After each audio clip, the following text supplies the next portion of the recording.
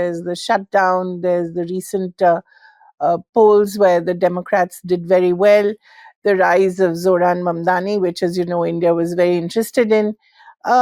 How do you see the recent elections, and how do you view the rise of someone like Mamdani?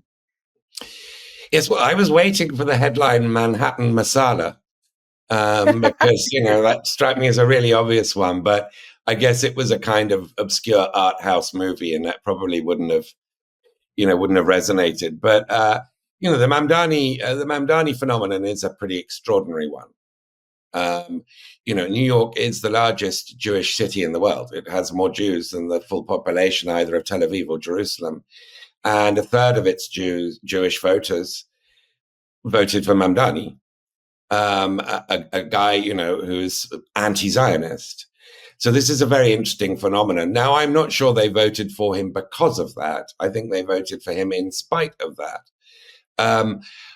because he captured not just the sort of sense that people are being priced out of their own city, that it's unaffordable, that this is really this is really a housing, cost of housing and other things crisis facing New York. But also, I think he tapped into pretty strong latent resentment against the levels of inequality that you find in today's America, and particularly, of course, in its more booming sections like New York.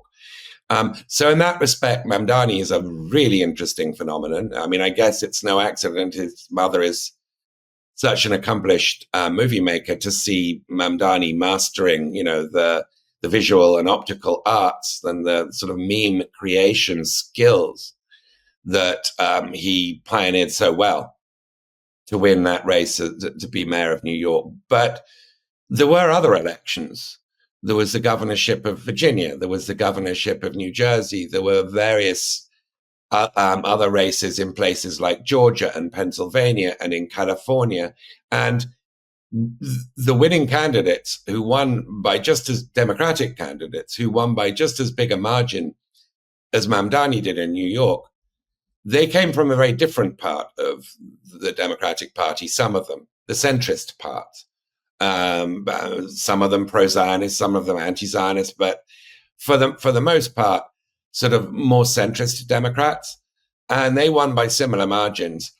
And what I think they all have in common is they're focusing on what Trump focused on when he defeated Kamala Harris, which is the cost of living.